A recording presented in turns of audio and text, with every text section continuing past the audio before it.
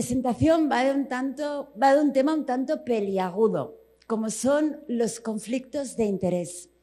Y si bien es un tema transversal en la mayoría de disciplinas, mis referencias pues, van a ser, cuando haga alguna referencia, en el campo o en el sector del que vengo, que es la nutrición y la dietética.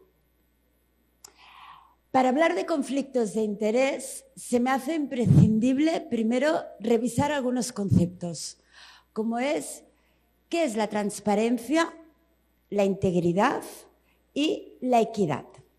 Cuando hablamos de transparencia, estamos hablando de acceso total a la información. Y estos aspectos, o este aspecto, requiere especial relevancia en organismos o instituciones públicas. Cuando hablamos de integridad, estamos haciendo referencia a hacer lo que se espera de lo que tendríamos, hacer lo correcto, incluso cuando no nos están mirando.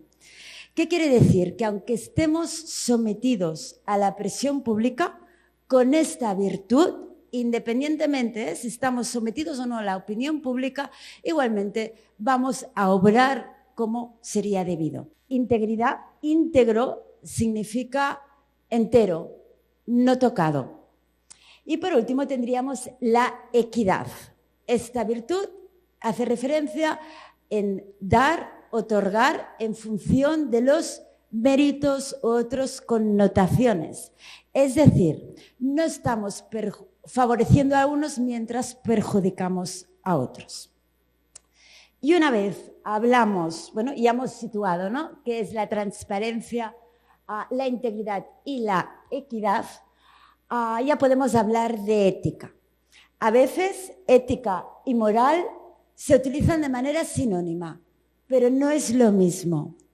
La moral hace referencia al conjunto de pensamientos y valores de las personas, mientras que la ética es la disciplina que estudiaría la moralidad de las personas. Por lo tanto, la ética es la ciencia que va a estudiar estos pensamientos, valores, ideas morales que van a constituir la escala de valores de los seres humanos. Y una vez ya hemos hablado de ética y moral, ya podemos hablar de deontología profesional. La deontología profesional es una parte de la ética aplicada, aprobada y asumida por cada uno de los profesionales. Al fin y al cabo, lo que implica es un código de conducta que hemos decidido entre todos nosotros. Por lo tanto, la deontología va a ser una parte de la ética aplicada al estudio del comportamiento de los profesionales. Además, implica una tipificación, un sistema de recepción y análisis de consultas, propuestas o quejas, un procedimiento de enjuiciamiento y, si procede, un sistema de sanciones. Códigos éticos y códigos deontológicos van a convivir en las profesiones, especialmente en las profesiones sanitarias. El código ético va a suponer un conjunto de normas éticas, no va a estar regulada ni normalizada por ningún procedimiento y diríamos que es lo exigible desde el punto de vista de un buen comportamiento.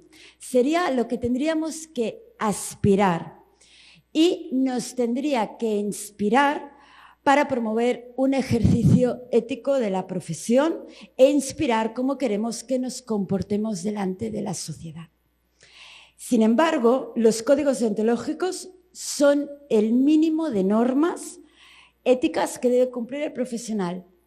Son el mínimo que diríamos, esa línea por la cual nosotros no deberíamos cruzar.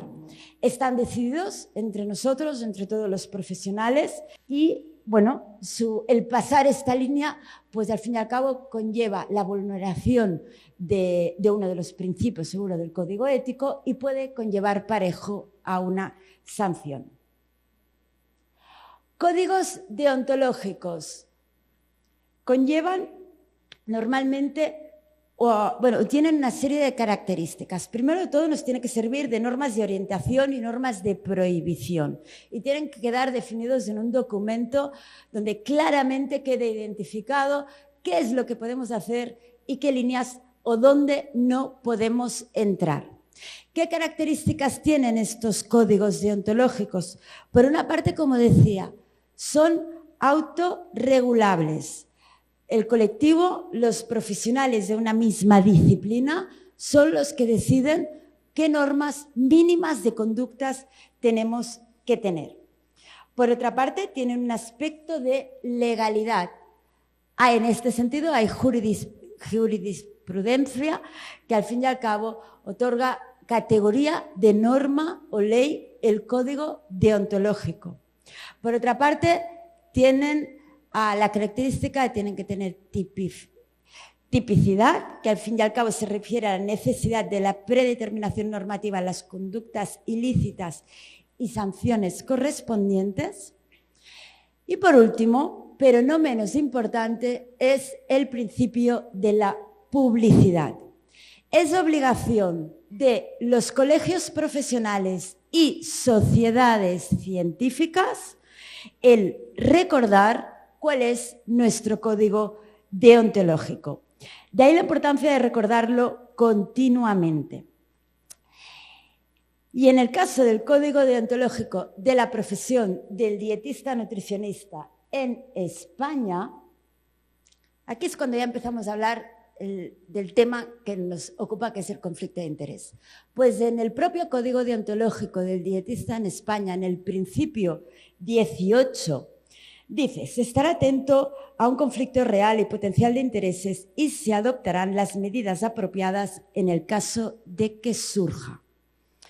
Y dice, cuando el conflicto de interés no pueda ser resuelto a través de una declaración pública de conflicto de interés, el dietista nutricionista adoptará las medidas necesarias para eliminar el conflicto, incluso con la recusación de un puesto, cargo o situación profesional. Entonces, por tanto, es en el propio Código Deontológico de la Profesión del Dietista donde ya se nos está diciendo si existe algún conflicto de interés y cómo lo tenemos que resolver.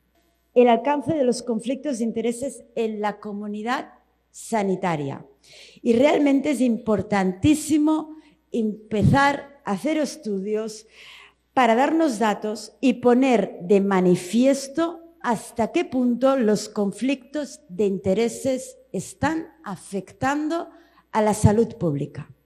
Tener conflicto de interés es algo que va parejo a la condición humana. Todos tenemos conflictos de interés. Conflicto de interés económico, conflictos de interés en el trabajo, en la familia, con los amigos. Y tener conflictos de interés, a pesar de tener una connotación negativa, no es algo malo.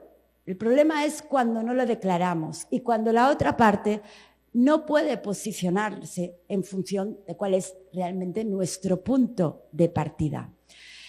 Y tener conflictos de interés en una profesión no conlleva en sí, o no tenemos que asociar un conflicto de interés con una mala práctica profesional.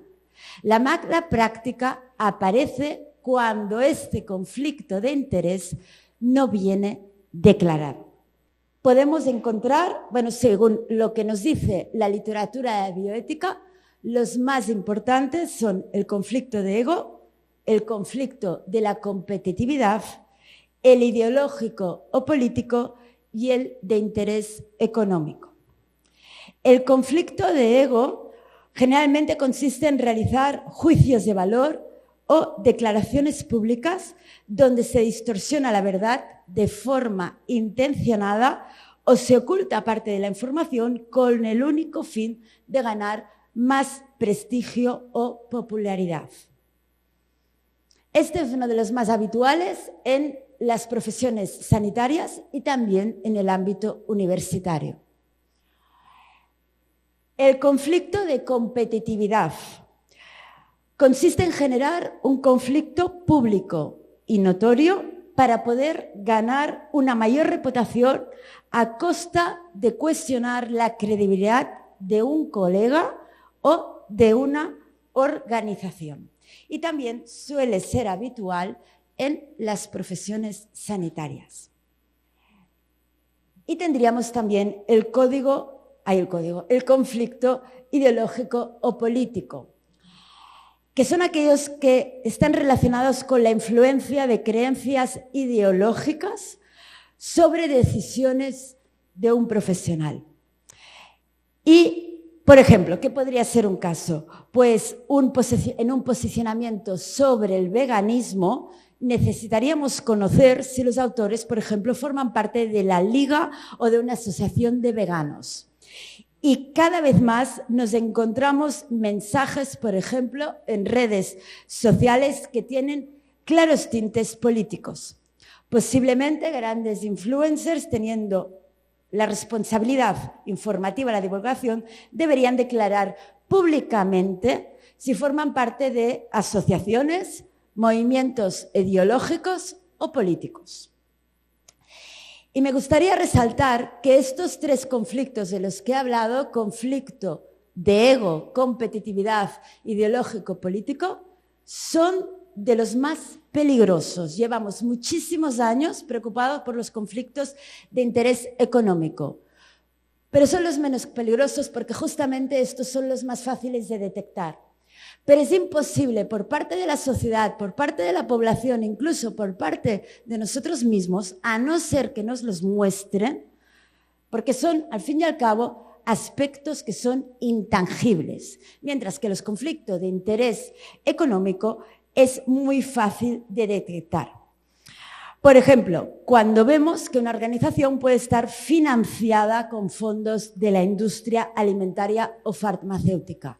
No pasa nada. Simplemente este conflicto se resuelve o tiene una fácil solución, que es la declaración.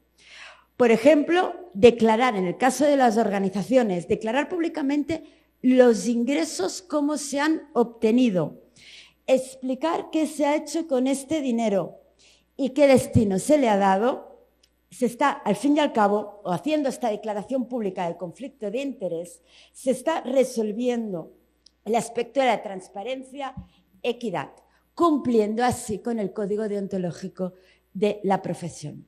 Nosotros, desde la Academia Española de Nutrición y Dietética, con el apoyo del Consejo General de Colegios Oficiales de Dietistas Nutricionistas en España, en el 2017 hicimos una reconversión.